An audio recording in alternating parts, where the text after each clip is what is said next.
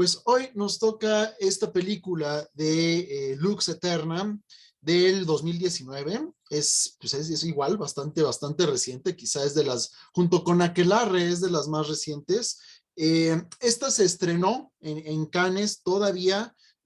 antes en el Festival de Cannes, todavía antes de la pandemia, pero pues ya su distribución y su estreno internacional, pues la verdad sí se pospuso bastante por esto de la pandemia, ¿no? A mí me tocó verla en la Cineteca hace como, ¿qué será? Como unos 4 o 6 meses más o menos estuvo en la Cineteca y bueno, para ustedes que ya la vieron, pues ya se imaginarán que obviamente la experiencia en la sala del cine, pues es todavía más intensa que pues verla en la pantalla de la computadora o en la televisión, ¿no? Pero bueno, me tocó verla apenas hasta este año. Y bueno, también decir que dentro de las películas que hemos estado acá platicando, revisando, pues esta es sin duda la que quizá tenga tanto en lo narrativo como también en la parte formal, en la parte visual, un mayor grado de experimentación, un mayor grado de exploración hacia caminos que quizá no han sido del todo transitados, ¿no? Y bueno, en primer lugar, parte de esta exploración, parte de esta peculiaridad que tiene esta película, tiene que ver con que es una película metanarrativa, metadiscursiva. ¿Qué es esto de la metanarratividad? ¿Qué es esto de la metadiscursividad? Bueno, la metanarratividad o la metadiscursividad se presenta cuando una manifestación artística está refiriendo a sí misma mediante esa expresión artística. Creo que es más fácil entender esta explicación mediante los ejemplos que tenemos acá, ¿no? Por ejemplo, en la pintura que tenemos del lado izquierdo de René Magritte, estamos viendo una pintura de un pintor pintando a su modelo, literalmente, ¿no? Entonces es una pintura que refiere a la pintura, es una pintura que refiere al acto de pintar. O, por ejemplo, del lado derecho, pues tenemos un fotograma, un estilo de una película, digo, completamente diferente, ajena a las temáticas que hemos estado viendo acá, pero también sin duda una película bonita, una película buena, muy conocida y muy reconocida también, que es Cinema Paradiso, que Cinema Paradiso es una película que trata de gente yendo al cine, ¿no? Entre otras cosas, ¿no? Pero vemos en la película gente yendo a ver películas, ¿no? Entonces la metadiscursividad es esto de que dentro del objeto artístico, dentro del producto artístico en cuestión, se reflexiona y se muestra algo relativo a esa misma disciplina, ¿no? También podríamos tener metanarrativa, por ejemplo, en una novela que tratara de un escritor de novelas o una novela donde los personajes leyeran novelas. O, por ejemplo, podría ser también, como sucede, por ejemplo, en el caso del cómic de Watchmen, de Gibbons escrito por Alan Moore, donde tenemos en Watchmen, por ejemplo, que dentro del cómic hay un cómic, ¿no? Entonces, eso es la metadiscursividad y justamente esta película que nos toca revisar, que nos toca platicar el día de hoy, la de Lux Eterna, es una película metadiscursiva, metanarrativa, porque es una película que trata acerca de hacer películas. Es una película donde vemos cómo se hace una película. Es una película donde, por ejemplo,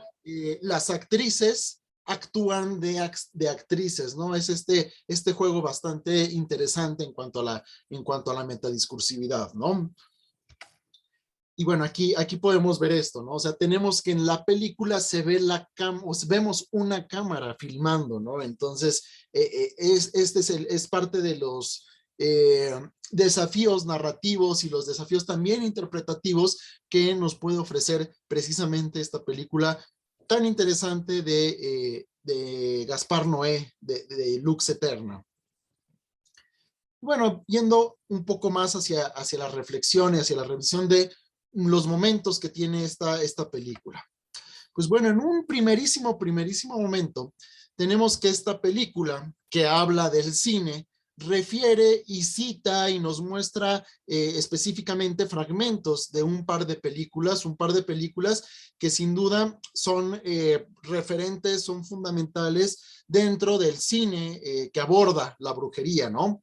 La primera de ellas, la primera de estas películas citadas dentro de Lux Eterna, es esta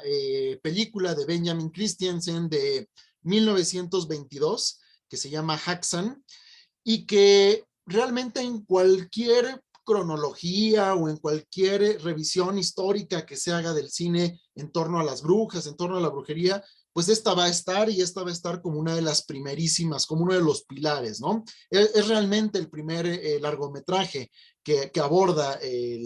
la cuestión de las brujas, el tema de las brujas. Su formato es un tanto extraño porque hoy día lo meteríamos en lo que se conoce como un docuficción, porque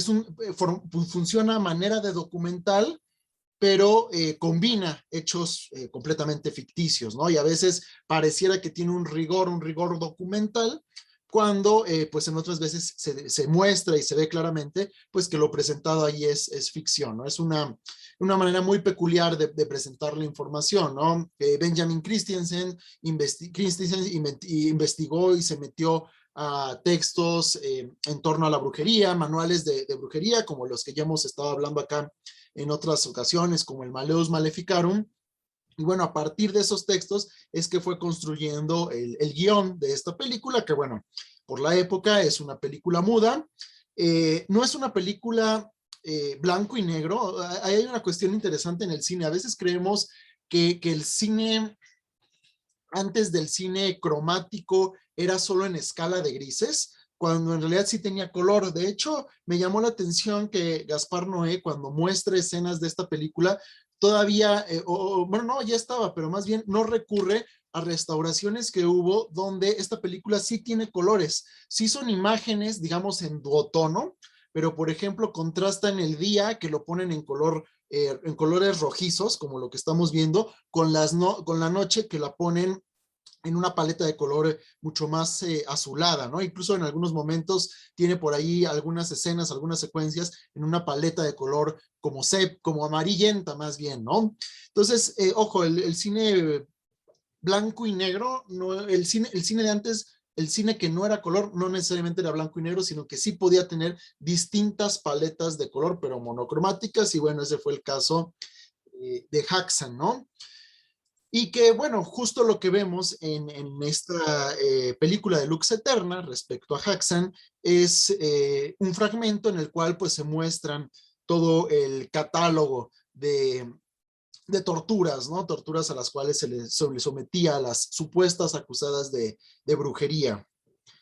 Y que bueno, a propósito de eso, Benjamin Christensen estuvo visitando museos, estuvo revisando documentos históricos con tal de recrear de la manera más fiel posible ese tipo de dispositivos de tortura, ¿no? En este caso, bueno, el que estamos viendo acá era una cosa terrible, porque se colocaban estas tablas de madera en las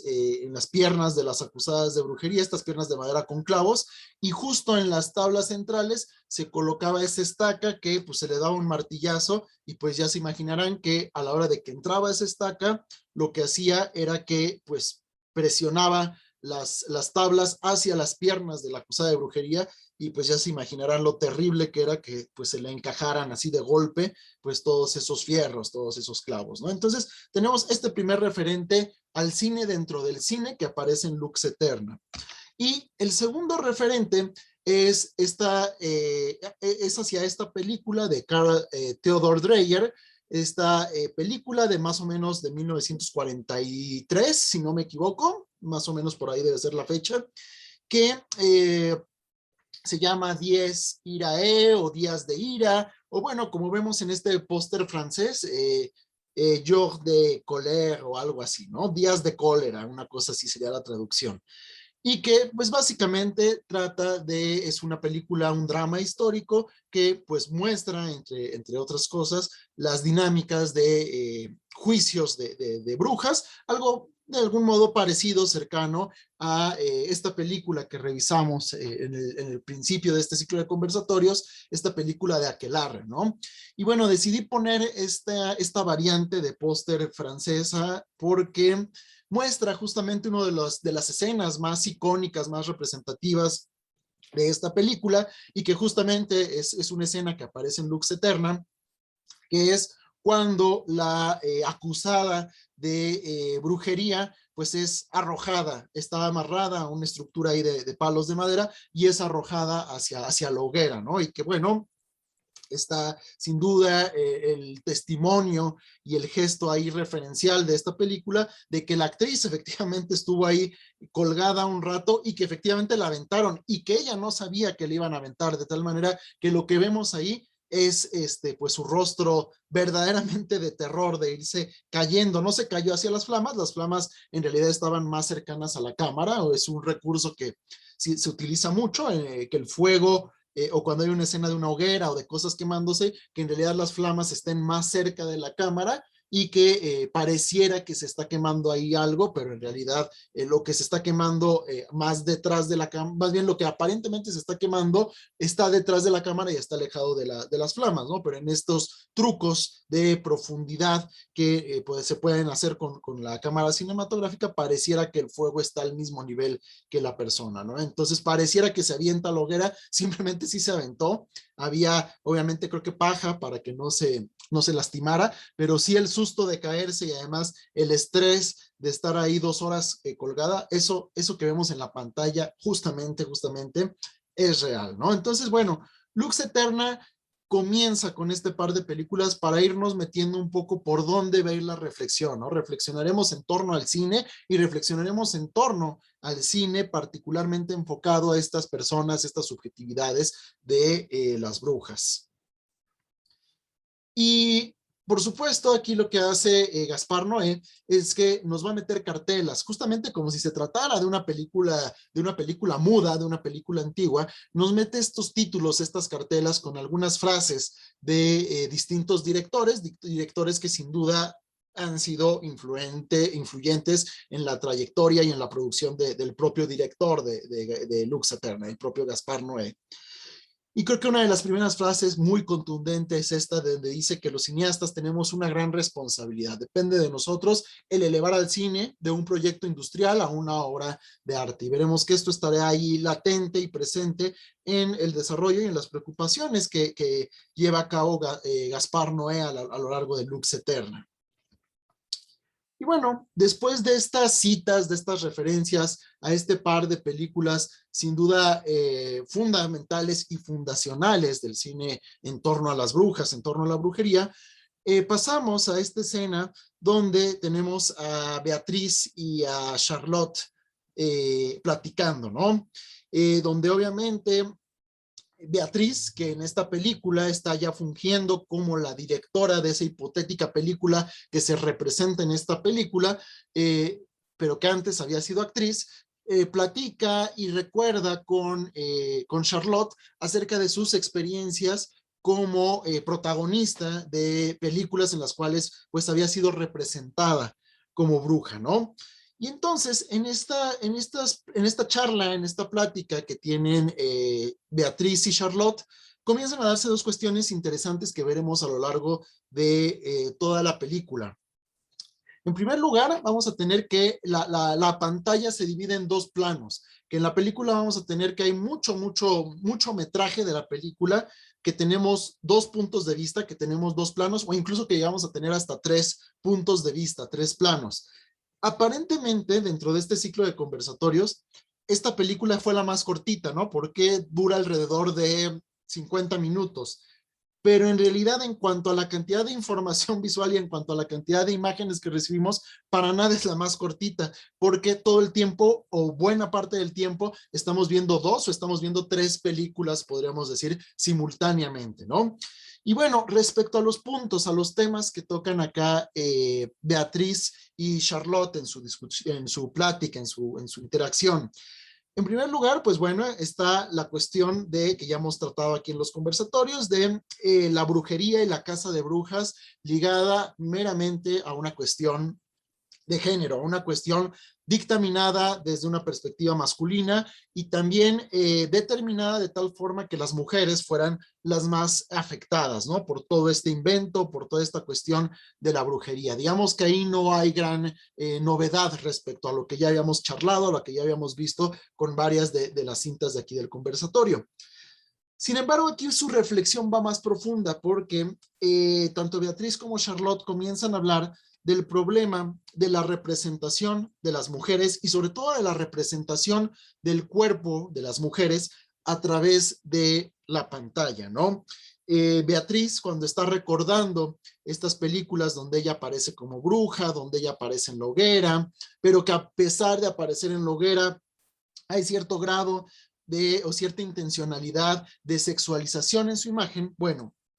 pues esas ideas, esos planteamientos que exterioriza Beatriz justamente en esta charla, podríamos relacionarlos de manera muy clara y de manera muy contundente con lo que se menciona en un texto, en un ensayo que es clave, que es fundacional para la teoría cinematográfica feminista, es decir, el teorizar el cine, pero desde una mirada feminista. Justo en 1975, Laura Mulvey publica este texto que se llama Placer Visual y Cine Narrativo, que entre otras cosas,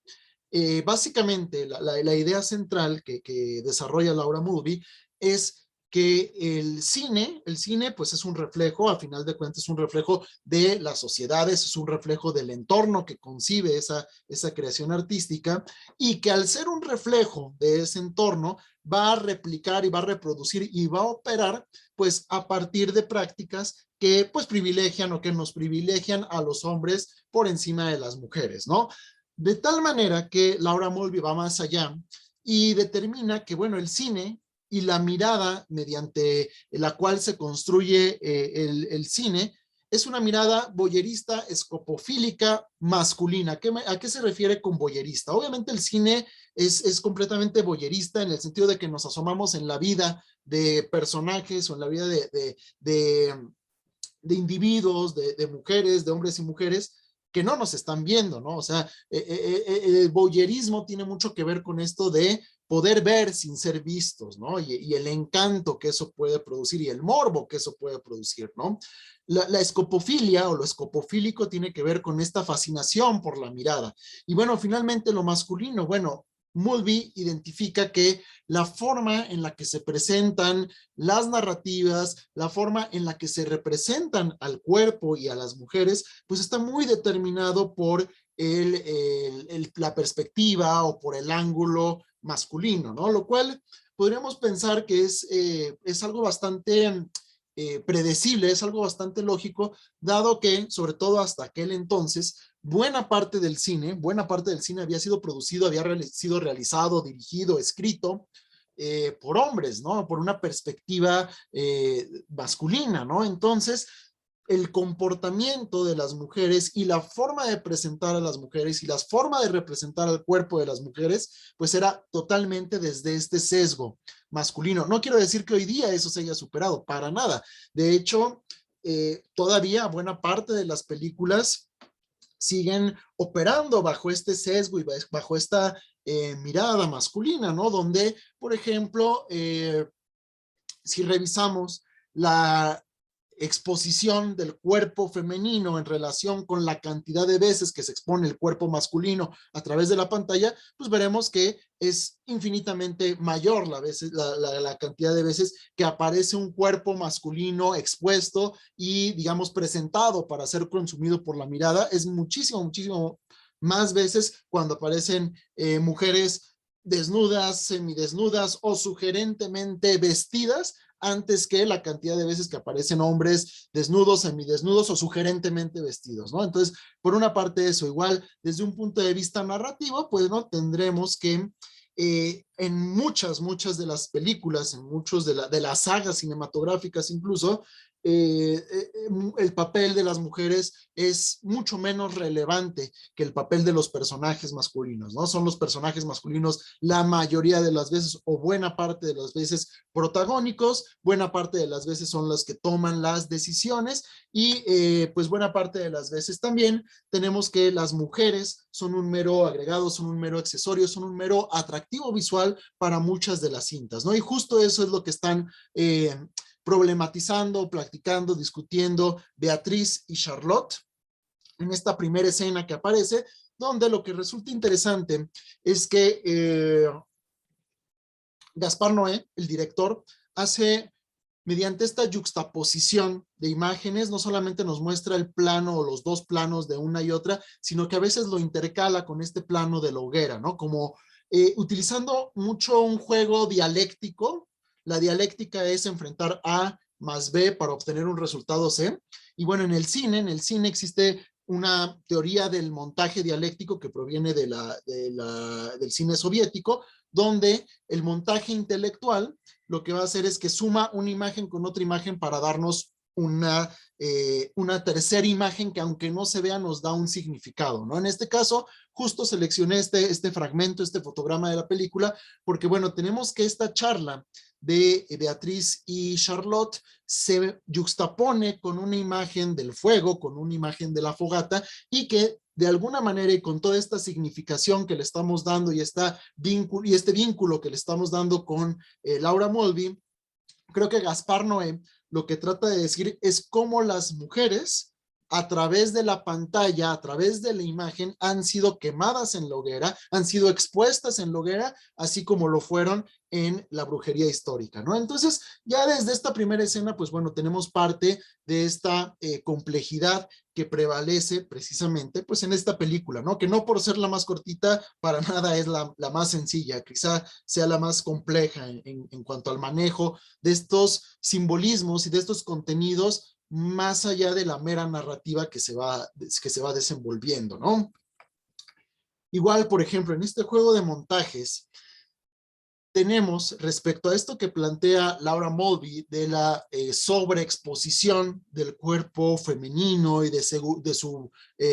objetivación en el sentido de volverlo un mero objeto de consumo de la mirada. Tenemos, por ejemplo, este tipo de montajes, este tipo de yuxtaposición de planos que nos dan un tercer significado, ¿no? Por una parte tenemos, bueno, lo que está sucediendo en el lado derecho, lo que está sucediendo en el rodaje de esta hipotética película dirigida por Beatriz, donde vean, son este tipo de verdugos o este tipo de populacho que le está gritando, que además vean, es bien interesante que pues al menos todos los que se alcanzan a ver en este plano son hombres. Son este grupo de hombres que le están gritando a la bruja en la hoguera y que le están viendo, y que además, si vemos aquí en el centro, se alcanza a ver precisamente pues la cámara, ¿no? Como que la cámara se pone de este lado de los hombres viendo hacia acá, como si para posicionar esto, ¿no? De que la cámara es una mirada más masculina que observa el espectáculo de las mujeres en la hoguera, por decirlo de algún modo. Y justo la yuxtaposición de este plano de la derecha se da cuando tenemos pues a esta modelo semidesnuda que le están vistiendo para ver cómo pues dentro de la misma película que estamos viendo está dándose esta dinámica de observación, esta dinámica de una mirada voyerista escopofílica desde un punto de vista, desde una perspectiva masculina, ¿no? Entonces, aquí lo que va a ser interesante en esta película de Gaspar Noé es que nos rebota, ¿no? Nos rebota ese tipo de cuestiones. En una película convencional, digamos, tendríamos solamente el plano de la izquierda y quizá no tendríamos esta discursividad y esta argumentación visual, no necesariamente narrativa, pero sí una argumentación visual que se da gracias a la yuxtaposición de este tipo de planos. Y creo que en este sentido, pues Gaspar Noé propiamente no es un director que sea humilde, o sea, él sí presume su trabajo, y en este caso, bueno, recurre a una cita de otro, pues de los grandes del cine, en general de la historia del cine y del cine francés, que es Jean-Luc Godard, donde justamente en una entrevista bastante reciente de Jean-Luc Godard, esto me parece que es del 2018, habla de que el cine pues se ha vuelto un tanto aburrido, un tanto predecible, un poco provocador, y bueno, creo que en este caso el propio director de Lux Eterna lo que hace es recurrir a esta cita de Jean-Luc Godard para legitimar el tipo de exploraciones narrativas y exploraciones formales que hace a través de Lux Eterna, que sin duda pues salen de lo convencional, que salen de este tedio y de este aburrimiento que de acuerdo con Jean-Luc Godard prevalece en mucho del cine que se hace hoy día, que bueno, parte básicamente de fórmulas, de convencionalismos, de pues ya caminos muy recorridos, ¿no?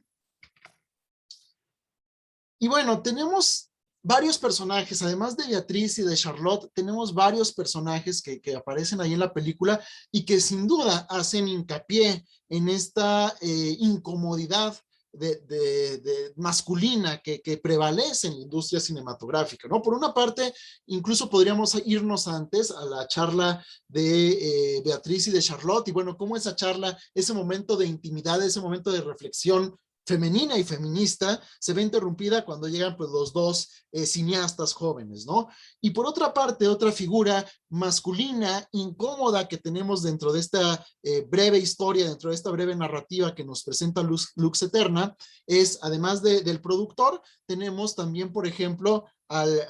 director de fotografía o al director de cámara, bueno, sí es el director de fotografía, mejor dicho, que justamente, bueno, hace todo supuestamente en servicio al servicio de la imagen, al servicio de la mirada, y que de alguna manera es el responsable de lo que se ve, ¿no? O de cómo se construye la imagen. No hay que perder de vista que nosotros cuando vemos una película, vemos lo que el director de cámara quiere que vea, ¿no? El director de cámara a veces en conjunción con el director o la directora, lo que quieren que veamos y lo que no quieren que veamos. Entonces es un personaje sumamente importante porque ayuda a construir la noción de verdad o la noción de realidad que se sostiene en este gran engaño que pues, nos dejamos someter, que consiste el ver una película, ¿no? Y bueno, algo que también resulta interesante es que paralelo al desorden y al caos que va sucediendo a lo largo de Lux Eterna, tenemos esta otra problemática que tiene Charlotte, donde pues al parecer nunca se nos confirma, pero tampoco nunca se nos niega, pero al parecer pues su hija pues sufrió un bullying terrible, ¿no? Y entonces aquí Gaspar Noé sugiere también en un tono de reflexión, podríamos decir de carácter feminista, esta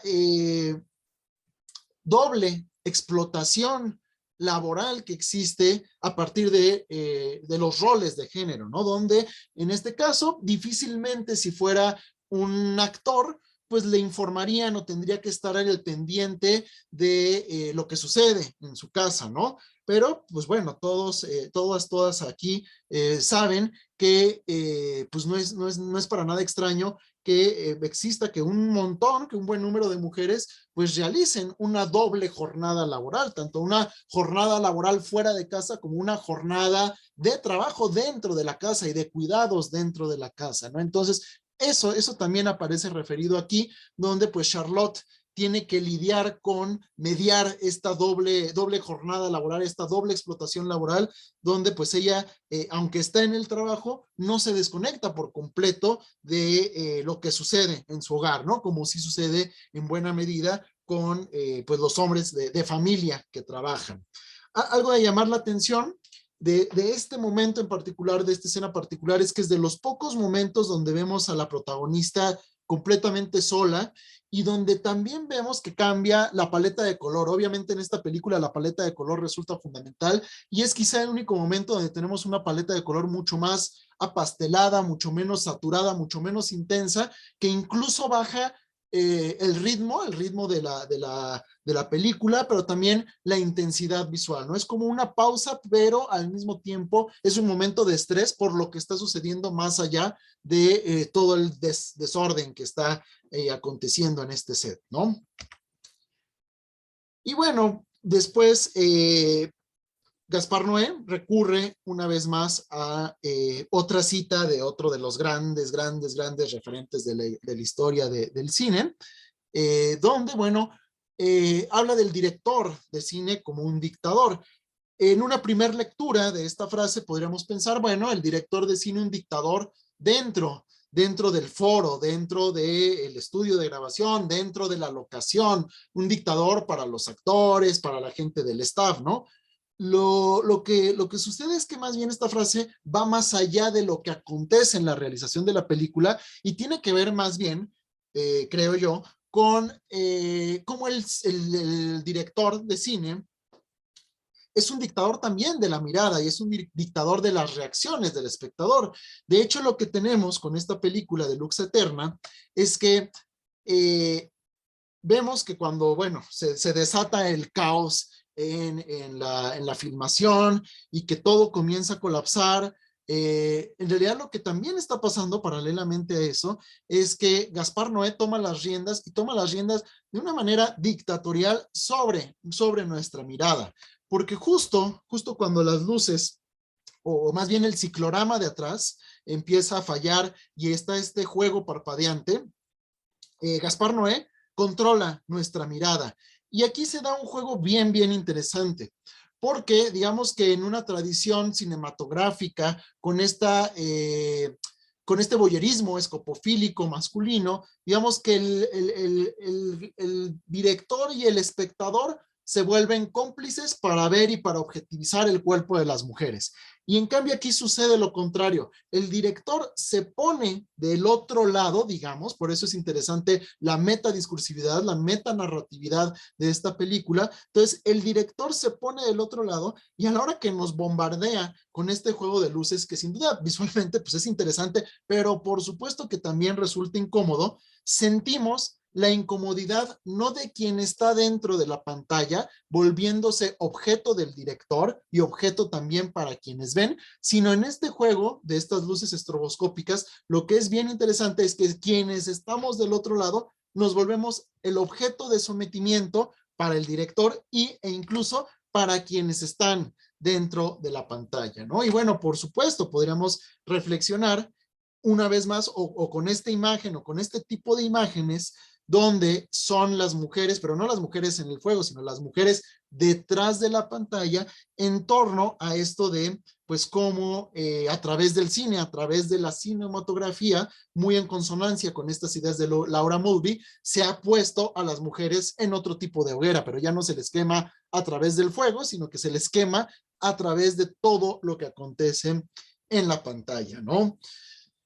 Y pues bueno, un poco ya para ir cerrando esto y pasar a la parte, pues creo que más rica, más interesante de este ciclo de conversatorios para ver sus opiniones, sus puntos de vista, sus dudas, sus perspectivas, pues yo nada más arrojaría esta pregunta, este interrogante. Bueno, ¿es posible? ¿Se puede apreciar? ¿Y cómo le hacemos para apreciar el cine como una expresión artística que contrarreste los ejercicios de la violencia de género, ¿no? ¿Qué tan eficaz puede llegar a ser? ¿Qué tan explícito puede llegar a ser? ¿Es necesario que le demos este giro y que tengamos este tipo de dinámicas explicativas para que reflexionemos en torno al género a partir de ciertas películas? O a lo mejor las películas por sí mismas pueden funcionar, o a lo mejor ciertas películas por sí mismas pueden funcionar, mientras que otras quizá esa discursividad y ese posible acto de subversión pues se permanece oculto o no se alcanza de salir a la luz a menos que se la analice o a menos que se le haga una lectura como el tipo de lecturas que hemos estado haciendo acá. Entonces, pues bueno, les dejaría esta interrogante y por supuesto todo lo que les he compartido o mis reflexiones que he compartido en torno a Lux Eterna para pues ahora conocer su opinión, su punto de vista, sus comentarios acerca pues de esta película con la que cerraríamos este ciclo y que creo que me parece una buena película porque para cerrar el ciclo de conversatorios, justamente por esto que les comentaba al principio, ¿no? Es una película que habla sobre el cine, es una película que trata sobre las películas y justamente pues hemos estado estas 7 sesiones todo el tiempo hablando de cine, hablando de películas. Entonces, qué mejor que cerrar con una película sobre películas y una película sobre películas que reflexiona en torno a las brujas, pero que también reflexiona en torno a problemáticas, en torno a roles, a papeles y a ejercicios de poder desde lo que tiene que ver con el género. Entonces, pues con esto cerraría mi introducción del día de hoy y bueno, ahora sí me encantaría, como siempre, pues escuchar sus puntos de vista, sus perspectivas y bueno, a ver qué va surgiendo ahora a partir de lo que podamos conversar acerca de esta cinta.